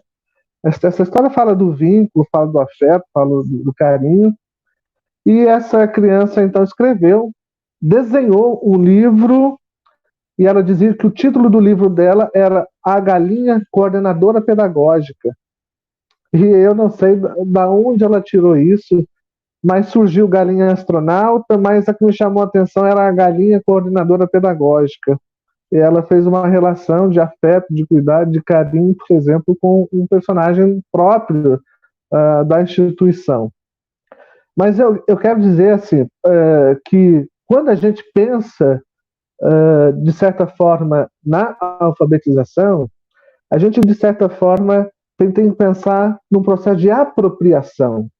Sabe? Nós temos que pensar que é algo que nos devolve ou nos garante uma inserção. Por isso não pode estar desconectado da vida. Tem que ser algo muito, mas muito próprio. Nos lugares que trabalham, por exemplo, com hoje, e já conseguem, de certa forma, desenvolver um trabalho por essa perspectiva, é quando você compreende que um cartaz que está na porta da sala, quando você nomeia os objetos, quando você põe uma criança para pintar algo, e existe uma referência escrita daquele objeto que está do lado, mesmo que a princípio esteja de forma despretensiosa, você consegue inserir a criança num mundo que faça sentido. E a partir disso, aí, quando a criança consegue estabelecer esse vínculo, aí o processo de alfabetização já desenvolveu um caminho importante. Eu quero ressaltar esse aspecto. Muito bem. O Israel, assim, nós já estamos nas nossas considerações finais. Quero agradecer muito a sua presença, a presença da Sandra, né, da Camila, da Sara, que são nossas tradutoras. E, Israel, para a gente poder contextualizar, você finalizou esse processo da alfabetização. Agora, eu queria que você, para fechar, quais as contribuições, né, que você tem visto muita coisa da literatura infantil nas escolas, o que você pode deixar de mensagem para os professores? O que eles podem melhorar? O que eles podem usar mais? Na sua opinião, o que pode ainda ser explorado na questão da literatura infantil na escola? E o que você deixaria de dica, de sugestão para eles poderem agora, nesse período, também estimular em casa? Conta para nós um pouquinho disso. Primeiro que eu acho que isso não existe segredo. Eu acho que a gente tem que se aproximar de forma física e real desse processo, né? Vou te citar um exemplo. Eu tenho o hábito de deixar alguns livros na cabeceira da minha cama. Se eu, quando chegar em casa, estiver cansado, e quando eu me deito, pode ser que eu não pegue e não aproveite aquele material. Mas se eu chegar e tiver um mínimo de disponibilidade, e aqueles livros estão aí do lado, a chance de eu alcançar um livro desse e ler, que seja por 5 minutos, ou um parágrafo, ou uma ideia, é muito grande. E eu já deixo uma diversidade de estilos literários ali, porque dependendo do dia, eu posso me interessar por um estilo diferente. E nós temos que nos aproximar do livro físico também, né? Nós temos que compreender o quanto é importante gostar de livro. E eu, quando digo que não há milagre, esse processo tem que ser materializado, é porque eu digo assim, a gente dá e a gente educa aquilo que a gente é. Não tem como fugir disso. E quando a gente, de certa forma, é apaixonado pela literatura, e isso faz parte da nossa vida, o livro faz parte da nossa vida, a gente contagia as pessoas que estão em volta. Porque tem gente que tenta enganar, tem gente que diz que é importante, mas você não consegue enxergar isso. E aí é um grande problema, porque as crianças têm uma leitura muito apurada do educador e do professor. Então, em casa, pais que não têm no cotidiano um material disponível para leitura, que não se importam com isso, dão um péssimo sinal. Assim como os professores que também, de certa forma, não mostram esse apreço por isso. Então, eu acho que assim, o ser humano, ele, de certa forma, ele se desprende muito fácil de algo e se conecta também muito facilmente. Para isso, é necessária uma relação de mediação. Então, assim, nesse momento em que o mundo, de certa forma, tem nos roubado, né, a gente anda um pouco disperso, a literatura nos devolve, ela nos coloca, de certa forma, no centro novamente. E quando eu digo literatura aqui, eu estou falando de ambos os gêneros. Mas, para isso, eu acho que a grande dica é, de certa forma, a gente dar sinais materiais, sinais mais concretos do quanto a gente gosta da literatura, né? E aí para depois a gente começar, de certa forma, a reconhecer. O Heinrich dizia que uma casa sem livros é como um quarto sem janela. Imagine nesse contexto que a gente está vivendo, o quanto é importante, então, nós temos esse recurso. Eu acho que a dica vai nesse sentido, sabe? Vicente, Sandra, a Camila, que está aqui nos interpretando. Eu acho que é fundamental, nesse momento, a gente dar esse sinal material, sabe? Esse sinal concreto de que a gente realmente gosta disso. Então, quando a gente se aproxima, sente cheiro de livro, pega, aprecia o material, enxerga o que está ali, eu acho que a gente começa de certa forma, estabelecer uma relação. E a chance dessa relação ser frutífera é muito grande. Agora, falar até papagaio fala, né? Então, falar que gosta de livro, de literatura, não é o suficiente, né? Ô, Sandra, como é que você está de bateria Agora eu aí, vou dizer Sandra? o adeus, cara. Não são 7%, eu não quero parar no meio da palavra. Eu tenho lá, eu vou postar, Vicente, em algum lugar que você me indique depois, os 10 mandamentos para formar professor leitor. Porque eu acho que isso é tarefa nossa. Tudo eu faço assim, eu faço tudo 10 mandamentos, é decálogo comigo. Como que se recupera? Os 10 pontos para se recuperar aluno, e assim vai.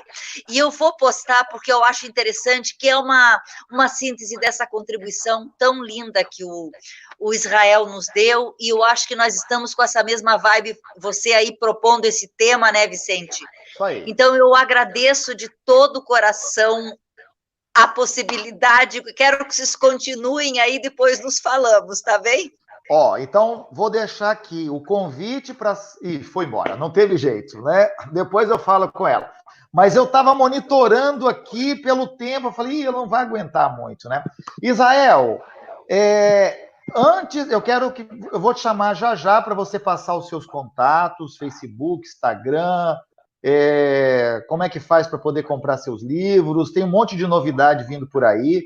Mas antes, eu quero falar duas coisas importantes. A primeira é o seguinte, essa semana nós vamos fazer uma campanha bem legal para os nossos seguidores aí, para a turma que está com a gente. Nós estamos com a meta de buscar mais novos seguidores, de trazer mais gente para as lives. Nós estamos com uma média de quase 1.500 cidades presentes em nossas lives, e isso é uma coisa legal. Muita gente acompanhando, né? As nossas lives estão chegando a muitas cidades do Brasil e a gente quer continuar isso daí. Então, essa semana, daqui a pouquinho, você já pode entrar lá no Facebook, no Instagram do Congresso Brincar, que já está lá, inclusive. Vai ter uma campanha para você indicar amigos, trazer mais amigos para assistir a live do Congresso Brincar, tá bom? E nós estamos com um kit bem bacana do Congresso Brincar, com camisa, com livros do Israel, inclusive tem 3 livros do Israel que nós vamos disponibilizar nessa campanha. Ela vai rodar a semana toda. Na sexta-feira, no Instagram, nós vamos fazer a gravação, aquela coisa toda, vamos fazer o sorteio e vamos publicar, tá bom? Quem foi o ganhador. Tem todas as regras, tudo bonitinho. E na semana que vem, eu vou lançar uma nova campanha da Editora Zit. Eu trouxe essa campanha hoje, mas aí o meu pessoal quase me matou aqui. Vicente, mas a gente já está com uma pronta, então tá bom, não tem problema. Né? Semana que vem, a direção aí da Editora Zit, o Sandro, toda a equipe aí da gráfica Editora Zit. Semana que vem, nós montamos toda a campanha dos sorteios de vocês, que nós vamos sortear alguns livros premiados também, coisa bacana, tem um kit, tem um monte de coisa legal que nós vamos mandar. Então, toda semana nós vamos fazer um sorteio especial aí para vocês, ok? Então, nesta semana agora, nós vamos ter um sorteio do Congresso Brincar com os livros do professor Israel, e na semana que vem nós vamos lançar a campanha da Editora Zit, ok? Então, essa fica um recadinho para vocês aí, já pode ir lá compartilhar, já trazer mais. Nós estamos fazendo uma campanha grande aí, para que mais gente possa estar conosco. Israel, é uma prática nossa, no final de toda live, nós ofertamos de presente um certificado de participação. Mas só recebe esse certificado quem está presente com a gente até o final. Então, depois, antes de encerrar, nós vamos publicar durante 30 minutos no Facebook e no YouTube o link para a pessoa pegar o certificado, tá bom? Ah, Vicente, eu não consegui. Se você não conseguiu, não tem problema. Tem toda uma regra aqui, certinha, do que você tem que fazer para você comprovar que você esteve na nossa live. Você vai printar a tela aqui em alguns lugares que você apareceu e vai mandar para o nosso e-mail. Na segunda-feira, nossa equipe vai pegar e vai mandar o seu certificado, ok? Todas as regras estão aqui, tudo muito estruturado. Vicente, isso está onde? Publicado no Facebook, publicado no nosso Instagram também, tá bom? Então, vamos lá. Israel, conta para nós, como é que faz para achar o Israel aí? Qual é o seu Instagram, Facebook, site? Conta para nós. Então, podem me encontrar no Instagram, né, que é Israel Boniek. Tenho sempre postado alguma coisa lá, podem conhecer um pouco melhor o meu trabalho, né? E também no Facebook, Israel Boniek, pode buscar que você vai encontrar, né? Temos uma página na internet, que é o o site, na verdade, é www.israelboniek.com.br. O meu material, os meus livros, vocês podem encontrar aí nas principais plataformas de venda aí no Brasil, Americanas, Submarino e Shoptime, assim por diante. Vocês podem procurar, os livros estão disponíveis lá. E se houver algum outro contato, nós temos uns projetos muito interessantes de leitura, né, com algumas prefeituras, e com algumas instituições, com algumas escolas. É um projeto de aproximação entre o leitor e o autor, e quem tiver o interesse pode nos procurar, né, porque eu acho que é importante, né, a gente está fomentando a leitura, né. Nós temos que ter nos nossos municípios e nas nossas instituições, então, projetos de fomento de leitura. E se alguém desejar algum suporte, pode nos procurar também. Israel, eu quero te fazer um convite, que é o seguinte: semana que vem nós vamos colocar no ar a loja do Congresso Brincar, tá bom? Nós vamos ter uma loja virtual, onde nós vamos ter camisas, bolsas, livros dos autores que nós estamos trazendo para cá. Então, poxa vida, Vicente, eu queria o CD e o DVD, né, do professor tal que esteve aqui, a revista do Sassá, o livro do Israel. Nós vamos colocar todo esse material na nossa livraria. Nós vamos ter uma loja virtual do Congresso Brincar, vamos colocar ela no ar essa semana, tá bom? Acredito que quarta-feira ela já está no ar, então seus livros também vão poder ser encontrados lá. A Sandra Bosa vai disponibilizar para nós um artigo, que acredito que ela, né, os 10 mandamentos aí, as 10 regrinhas, nós vamos publicar também no Congresso Brincar, nas redes sociais do Congresso Brincar, vão estar lá. Se você tiver alguma coisa também, Israel, que quiser nos enviar, para que a gente possa publicar, agora, né, tá, até segunda-feira, publicamos tudo lá, tá bom? Israel, meu muito obrigado, obrigado a todos que estiveram presentes conosco, com a gente aqui, né, conosco nesse processo.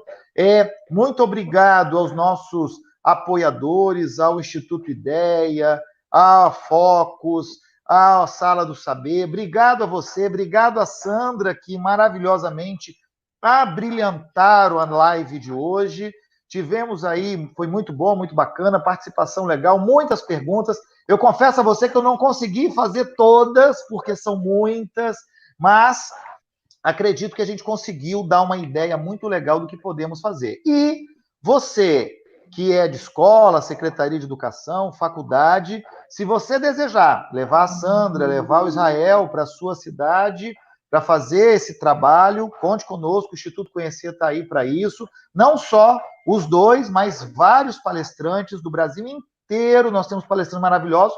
Nesse momento, nós só conseguimos estar com vocês por aqui, via internet. Mas essa semana tem os 2, 3 municípios que nós já vamos estar presentes, depois eu divulgo nas minhas redes sociais lá, e falando com faculdades, falando com escolas, falando com redes grandes aí de Secretaria de Educação. Esse é o nosso momento. Estamos aqui, não posso estar presente fisicamente lá, mas podemos estar presente, né, Israel? Podemos estar presente por aqui.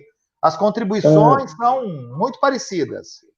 O Vicente tem feito um trabalho fantástico em todo o Brasil de assessoria. Acredito que hoje é a grande referência nacional em levar trabalho de qualidade, com palestrantes de qualidade. Nos últimos anos tem feito uma assessoria fantástica ao meu trabalho, né? Então fica aí a dica, se alguém se interessar, pode buscar o Brincar através da pessoa do Vicente, que nós teremos o maior prazer em atender. Estaremos presentes. Eu estava aqui me lembrando, né, uns 3 municípios aqui, Carapebus, no Rio de Janeiro, Mesquita, no Rio de Janeiro, o pessoal de Salvador, falando com a gente, Vicente, aquelas feiras literárias maravilhosas que você trouxe o Azulay, que o Pedro Bandeira, a Ana Maria Machado, enfim, né, esse é um processo que vai, a Bia Bedrão, Teatro Mágico, quanta gente, mas vamos continuar fazendo. Esse é um momento, é uma fase que o mundo inteiro está passando, daqui a pouco, né, essa nuvem, esse momento passa, e nós retornaremos, se Deus quiser, muito melhores do que já fomos, com certeza, né? Israel, mais uma vez, muito obrigado, obrigado a todos vocês. A minha equipe do Congresso Brincar podem agora divulgar, já colocar os certificados, tá bom? No YouTube vai ter um link, é só você clicar. No Facebook também, é só um link que você clica. Até às 18h30, o certificado estará disponível. Gente, muito obrigado. Um bom final de semana para vocês. Israel, obrigado. Sara, Camila, obrigado aí. Obrigado a todos da equipe. Tem uma equipe grande por trás dessas lives para poder proporcionar esse presente para vocês, tá bom? Obrigado aos nossos patrocinadores, os apoiadores que têm ajudado muito. Nós temos também no Facebook, no Instagram, um QR Code. Se você é professor, puder nos ajudar, qualquer doação, R$5, R$10, R$15, R$20, tudo ajuda para que a gente consiga pagar essa estrutura e continuar levando muita informação, muito conteúdo de qualidade para vocês. Obrigado, até a próxima. Obrigado, Sara, obrigado, Israel, e se Deus quiser, até a próxima live.